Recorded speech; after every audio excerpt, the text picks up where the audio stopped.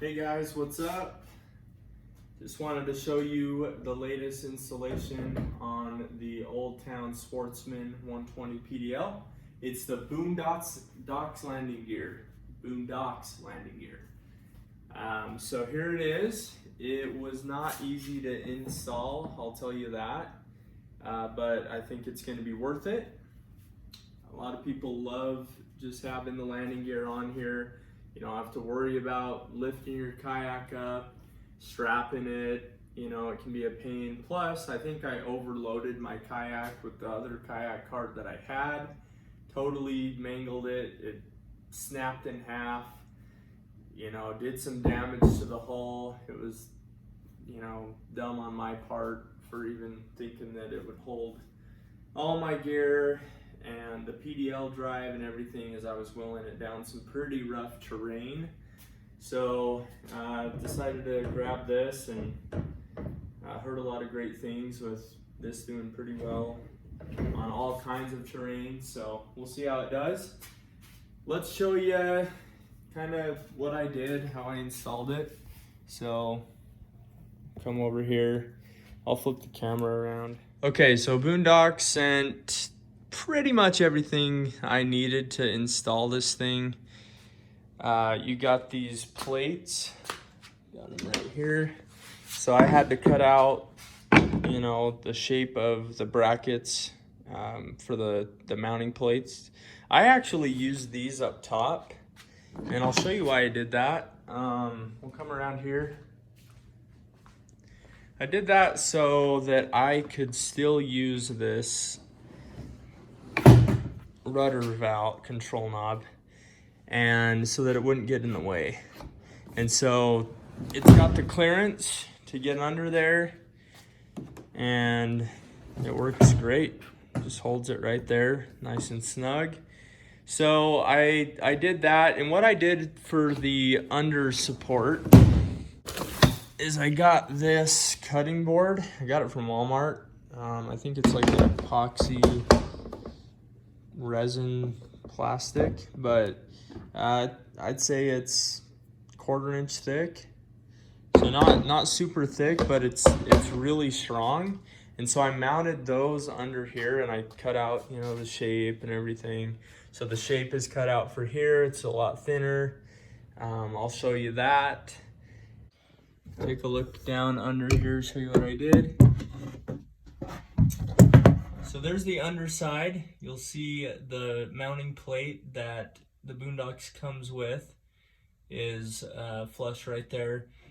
In between that, I have that cutting board, and I had to cut it out, of course, to kind of fit that area. I probably could have done a better job, but I had to cut down the main bar here. If you guys want to know, I cut it down 7.5 inches. And we can just double check that real quick. Grab this yardstick. So yeah, pretty much right at 7.5 inches. So that's what I did. If you mount it in this position, 7.5 inches will work for you. It just seemed like this was the best spot to mount it, guys. I know, I could have probably mounted it right here, but that's such a small surface area. I just didn't want to do that. Oh, which reminds me, so I had to put a little piece of rubber, if you can see under there. I put a little piece of rubber under here to make that more flush, in order to give that, you know, a better mounting position. So that's what I did. Kind of just a quick overview of what I did to the kayak for the boonedox landing gear. I think I'm gonna like it. I'll show you guys how it looks in the down position here. So you come over here. This is the groovy, so of course it's got the gear track, which will be super handy. Just pull on this, pulls out, pretty snug in there, and then plastic's coming up. Then you just plug it in, just like that. So I'm gonna do the other side. Yeah, this is, the cooler's just getting in the way here.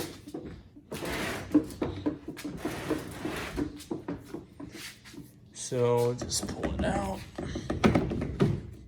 I don't know how easy this is gonna be to do on the kayak, but it comes out. Maybe a little bit of grease or WD-40 or something. That goes back in, and that's how it looks. So I got enough clearance there,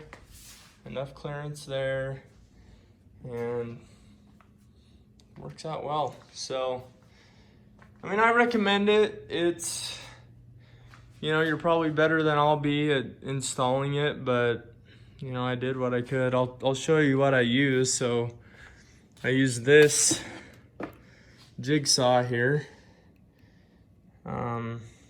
This thing does just about everything.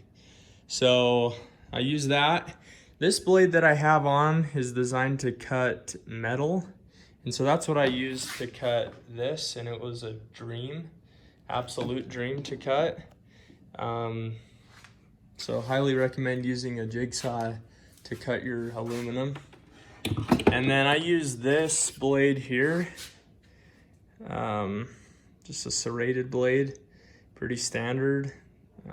The teeth are a little further apart than I'd like them to be, but yeah, going back, I probably should have used the tighter blades to cut my plastic, but it worked out, so can't complain. Let's see what else. I don't think there's anything else I'm missing. Oh, I did have to get longer screws or bolts.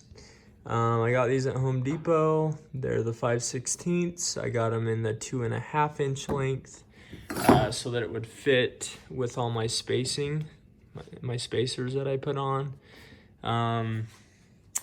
So yeah, this side didn't need it though. This side, the standard 2-inch bolts that Boondocks gives you, they work just fine on this end because this end has that additional spacer under here, and so it just would not go down on this side, and so I had to get the longer screws for that.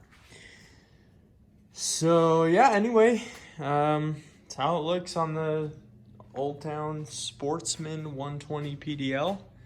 Little overview. Let me know if you have any questions on it. Like I said, yeah, I think it's going to be worth it. It seems to hold well. You know, I don't think there's going to be any issues here with the hull. It's super stable. Yeah. So there it is. All right. Thanks, guys.